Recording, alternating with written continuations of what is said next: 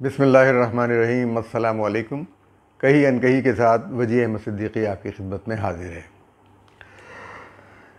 यानी कहा यह जाता है कि कानून जहाँ नाफिज होता है, जहाँ जिन मुल्कों में कानून की हुक्मरानी होती है, तो वहाँ कानून से भी कोई शख्स बालातर नहीं होता। और दूसरी बात ये कि जब कानून बनाया जाता है तो वो इज्तिमाई फ़ायदे के लिए बनाया जाता है, इनफरादी फ़ायदे के लिए कोई कानून नहीं बनाया जाता। और किसी कानून को किसी के इनफरादी फ़ायदे के लिए मनसूख नहीं किया जाता। ये बुनियादी उसूल हैं। मेरे ख़्याल में वकला और दीगर जो कानूनदान हजरात हैं मेरी इस राय से यकीनन इत्तेफाक करेंगे। मैंने कानून के तालिब इल्म के तौर पर यही सुना है। और जब ज़ाहिर है जब हम पढ़ रहे थे तमाम दसातीर को, तो उसमें भी यही बात थी कि जो क़वानीन हैं वो बनाए जाते हैं इज्तिमाई फ़ायदे के लिए, इनफरादी फ़ायदे के लिए नहीं। यानी फ़र्द के लिए भी जब बनाया जाता है कानून, तो किसी हर फ़र्द की नफ्स को, इज़्ज़त नफ्स को बरकरार रखा जाए। ये एक इज्तिमाई कानून है। लेकिन ये जुमला, ये फ़लसफ़ा महज़ एक जुमला है पाकिस्तान में। हकीकत ये है कि कानून कमज़ोरों के लिए होता है और कानून का इतलाक़ कानून नाफिज करने वाले और उस कानून के मुताबिक लोगों के दरमियान फ़ैसला करने वालों पर नहीं होता। मैं जो सवाल कर रहा हूँ वो कहीं भी जो है वो तौहीन अदालत नहीं, कहीं कुछ और बात नहीं। पाकिस्तान में कहा यह जाता है कि सबसे करप्ट इदारा छोटी अदालतें हैं, सेशन कोर्ट्स हैं, जहां फ़ैसले रिश्वतों की बुनियाद पर होते हैं। ये ट्रांसपेरेंसी इंटरनेशनल की रिपोर्ट में भी है। दीगर तमाम इदारे जो पाकिस्तान में करप्शन के इंडेक्स का जायज़ा लेते हैं वहाँ भी ये बताया जाता है। तो और आला अदालतों पर भी उंगलियां उठती रही हैं। जस्टिस मुनीर से लेकर अब तक ये अदालतों पर उंगलियां उठती रही हैं। यानी अगर वो सही फ़ैसला करे तो उंगली उठे, गलत फ़ैसला हो तो उंगली उठे, तो मार्शल को जायज़ करार दें तो उंगली उठे, असम्बलियों को तोड़ देने को नज़रिया ज़रूरत करार दिया, मार्शल लगाने को वो ज़ाहिर उठा। तो और अब जब इंसाफ के लिए रातों को अदालतें खुले तो उंगलियां उठें। लेकिन यही इमरान खान साहब जब आज ये चीखते चिल्लाते और सारी दुनिया के सामने कहते रात को अदालत क्यों खुली, रात को अदालत क्यों खुली। अब हम सवाल उनसे करते हैं कि एक कानून को सिर्फ उनके फ़ायदे के लिए क्यों तब्दील किया गया। एक कानून को क्यों तब्दील किया गया सिर्फ उनको फ़ायदा पहुंचाने की, जबकि उनका जुर्म था, वो मुजरिम थे। उन्होंने एक जुर्म किया था। बनी गाला की तामीर एक जुर्म था। नेशनल पार्क पर कोई तामीर नहीं हो सकती, कोई घर नहीं बन सकता, कोई होटल नहीं बन सकता, कोई तामीर नहीं हो सकती। बनी गाला का वो पहाड़ नेशनल पार्क का हिस्सा था, लेकिन उसको तब्दील किया गया, उस कानून को नाजायज़ तौर पर, और सिर्फ साकिब निसार के कहने पर। शाहराह दस्तूर की जो बुलंद तरीन बिल्डिंग जो नाजायज़ बनी थी, उसको साकिब निसार ने जायज़ करार दिया सिर्फ अपने फ़ायदे की खातिर। साबिक़ चीफ जस्टिस साकिब निसार ने, क्या उनको ये अख्तियार हासिल था कि नाजायज़ तौर पर तामीर शुदा इमारत बनी गाला को जायज़ करार देने के लिए कानून बनवाएं, हुक्म दें कि कानून बनाओ? क्या ये उनको अख्तियार हासिल था? जब हमने शुरू में कहा है कि कोई कानून किसी फ़र्द के फ़ायदे के लिए नहीं बनेगा। तो मेरा ये मुतालिबा है कि साबिक़ चीफ जस्टिस इफ्तिखार मोहम्मद चौधरी, साबिक़ चीफ जस्टिस साकिब निसार, साबिक़ चीफ जस्टिस गुलजार, जो है इनके असासों का जायज़ा लिया जाए। ये लोग मुतनाज़ा लोग हैं। इन्होंने, इफ्तिखार चौधरी ने एक वज़ीर आज़म को खड़े खड़े नाअहल करार दे दिया, एक जमहूरी हुकूमत के काम में रखना अंदाज़ी की, ठीक है। और जुर्म क्या था कि उन्होंने अदालत के हुक्म पर ख़त नहीं लिखा। ये कोई जुर्म नहीं था। आप अदालत क्यों दबाव डाल रही थी कि वो ख़त लिखे? अच्छा, फिर उसके बाद वो अदालत दूसरों पे दबाव नहीं डाल सकी, दूसरे जो है वो वज़ीर आज़म पर कि वो ख़त लिखे। लिखा किसी ने ख़त? नहीं हुआ, लेकिन सिर्फ अपने मफाद की खातिर। इसी तरह साकिब निसार साहब ने वज़ीर आज़म नवाज़ शरीफ को खड़े खड़े नाअहल करार दे दिया। ये भी, यानी उन लोगों को फाउल प्ले किया इन्होंने कि जमहूरियत में खेलने नहीं दिया है। इमरान खान साहब के साथ अगर अदालत ने कोई फ़ैसला करवाया है तो उसमें उनको नाअहल नहीं करार दिया, हालांकि आइनी काम में मदाखलत पर वो नाअहल हो सकते हैं, होना चाहिए। आइनी काम में उन्होंने मदाखलत की है और उनके जो है यानी इर्तिकाब जुर्म को कानून में तब्दीली करके जो है वो किया गया, पर्दा डाला गया। कानून में तब्दीली करके उसमें पर्दा नहीं डाला गया, बल्कि उसको जायज़ करार दिया गया उनके जुर्म को। तो मेरी तो कोशिश यही है कि इस बारे में वाज़ेह होना चाहिए, जजों का भी एहतसाब होना चाहिए। जिन जजों के ऊपर उंगलियां उठ रही हैं उनका एहतसाब होना चाहिए।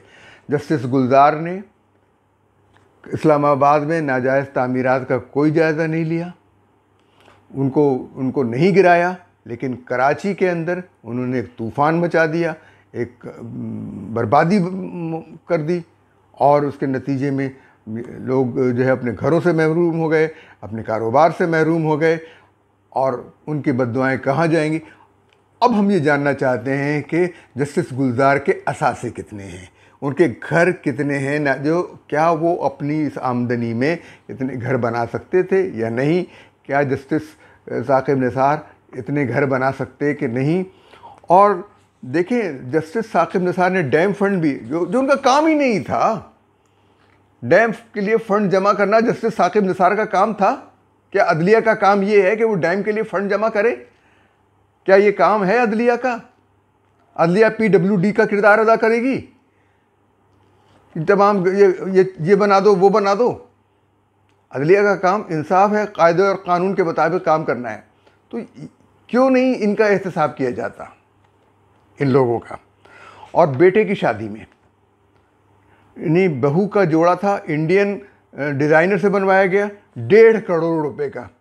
1.5 करोड़ रुपए में 1.5 करोड़ रुपए में 1.5 बच्चियों की शादियां हो जाती हैं। 1.5 बच्चियों की शादियां हो जाती हैं जिसकी बहू का जोड़ा 1.5 करोड़ का हो, और इस कदर खुश थे कि बहू के साथ रक्स कर रहे थे। हमारे माशरे में तो ये नहीं होता। ये किस माशरे के लोग हैं? किन अक़दार के हामिल लोग हैं ये इनका जायज़ा लेना चाहिए, इनका एहतसाब होना चाहिए। ये जो मौजूदा हुकूमत है, इससे मेरा मुतालिबा है कि बनी गाला के महल नुमा फार्म हाउस को कानूनी बनाने, उसकी गैर मुतनाज़ हैसियत ख़त्म करने के लिए हुकूमती अख्तियारात को नाजायज़ तौर पर इस्तेमाल किया गया। कवायद CDA के कवानीन को तब्दील करवाया गया जबरन, और इसके ऊपर चीफ जस्टिस साकिब निसार ने दबाव डाला, धमकियां दी, और जो काबीना थी उसने नाजायज़ तौर पर इस तामीर को कानूनी बनाने के लिए Islamabad capital territories residential sector zoning building control regulations 2020 जारी किया। ये गलत था।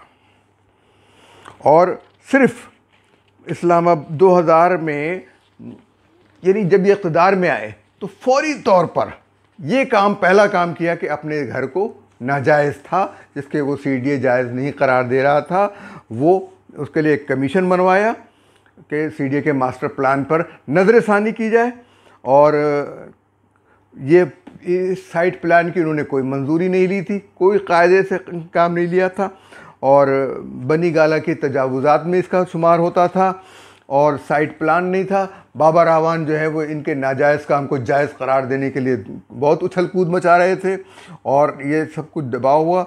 और 1999 से लेकर कभी साइट प्लान की मंजूरी नहीं ली, चूँकि परवेज़ मुशर्रफ की गुड बुक में थे, इसलिए बन गया। तो यूनियन काउंसिल 12 कऊ का NOC जो है वो पता नहीं कहाँ से निकाल के ले आए, वो 1990 का जो है वो बाबा रावान, जालसाजी तो चलती है, इन लोगों की बना ही लेते हैं कि ज़मीन की ख़रीदारी 2002 में अदा की। अच्छा, 90 का NOC था और ज़मीन की ख़रीदारी की फ़ीस 2002 में अदा की। आप ज़रा सोचें तो सही, यानी कोई तकरीबन 12 साल बाद, 90 और 2002, और 250 कनाल अरादी का था नक्शा, और 250 से ये बढ़कर जो है वो 300-600 कनाल तक पता नहीं कहाँ तक पहुँच गया 2000। अच्छा, ये 99 अदालत ने मना किया था रावल डैम के इर्द गिर्द आबादी को रेगुलराइज कराने का कोई मंसूबा नहीं बना था, जिसमें एक दफ़ा ये हुआ था डॉक्टर अब्दुल कदीर के घर तक गिराया गया था, ये याद रहे, वो बड़ी मुश्किल से रेगुलराइज हुआ था। तो ये, लेकिन वो घर पहाड़ पे नहीं था, ये आप ये सोच रहे हैं। तो 250 कनाल की जगह 300 कनाल हो गया, और एक कनाल कराची वालों के लिए कि 600 मुरब्बा गज़ के मसावी है। 300 कनाल और एक कनाल 600 मुरब्बा गज़ के मसावी है, यानी इस तरह इमरान खान के महल का कुल रकबा 1,80,000 मुरब्बा गज़ है। और मारगला हिल्स की बुलंद तरीन पहाड़ी पर है, जो मरी जाते हुए रास्ते में पड़ती है, और वहाँ जाते हुए साफ़ियों के टेलीफोन के सिग्नल्स नहीं आते थे।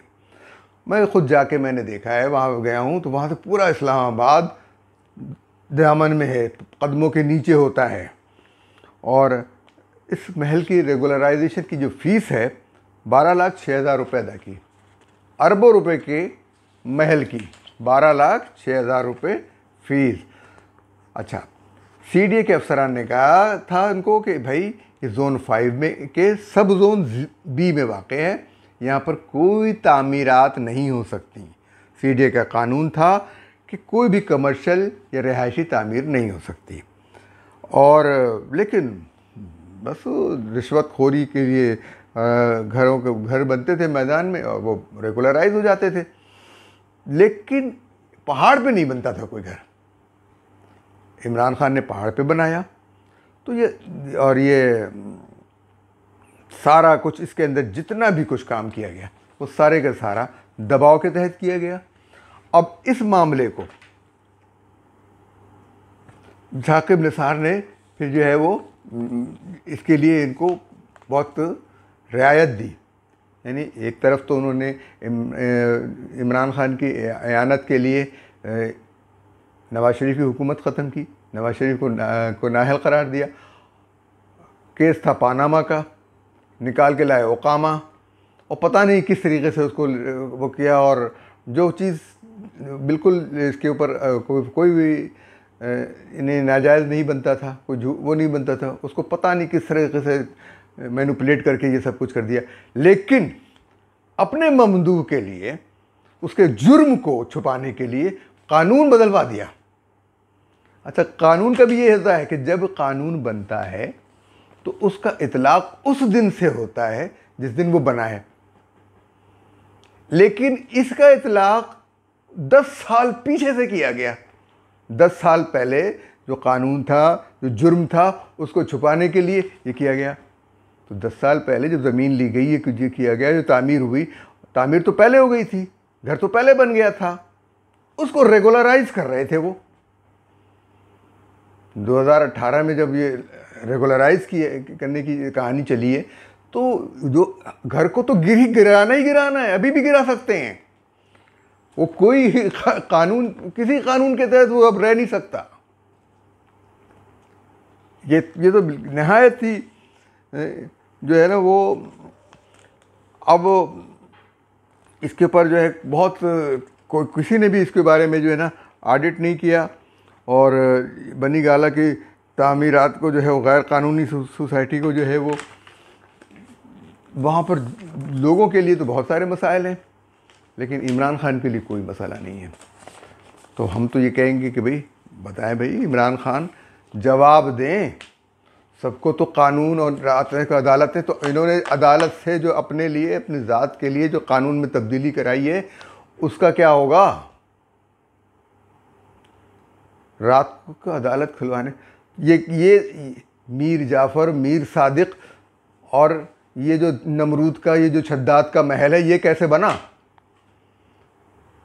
ये तो शद्दाद का महल है, ये शद्दाद की जन्नत है, ये कैसे बनी? इजाज़त दीजिए, अल्लाह हाफिज़।